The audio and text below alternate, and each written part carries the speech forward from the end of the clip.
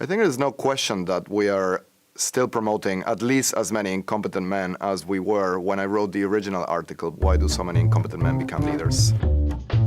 I am very grateful to incompetent men who keep succeeding, because every time that somebody that is perceived as incompetent or not very competent gets elected or wins an executive position in a company, the article then goes back to number one. If you seem aggressive, very assertive, bold, abrasive, overconfident, there's a strong probability that people attribute competence to you, especially if you're a man.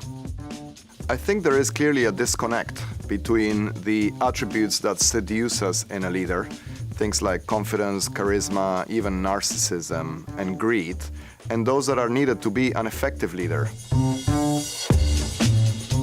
So the data are pretty consistent here. Women outperform men in measures of leadership: self-awareness, humility, emotional intelligence, agreeableness, coachability, connecting with others, mentoring others, managing others, and KPIs like revenues and profits.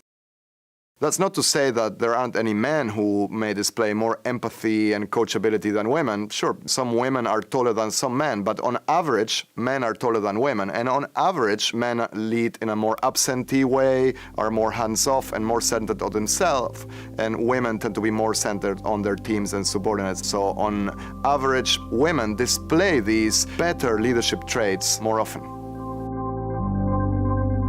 Women ought not to change their behaviors in order to become leaders. The world has no shortage of people who lean in when they don't have the talents to back it up. In fact, if you're really busy doing your work, managing your team, and delivering results, you probably don't have time to blow your own trumpet and lean in. Having said that, women do face a kind of double-blind dilemma. We complain about them when they don't lean in because they don't behave like overconfident men, and when they do, we also complain because they seem pathologically ambitious and we're scared of them. This is the fundamental paradox in which women are trapped. The solution to improving the quality of our leaders is not to make it easier for incompetent women to become leaders, but to make it harder for incompetent men, so that we actually reward people for the potential and talent they have, as opposed to teaching them to emulate some pseudo-Machiavellian manipulative strategies that won't elevate the quality of leadership. If you're a manager and you want to combat this problem, there are some simple basic rules that everybody can apply. Fundamentally, you need to have the humility to distrust your instincts. Develop an individual, direct connection with others. Pay attention to what they're doing.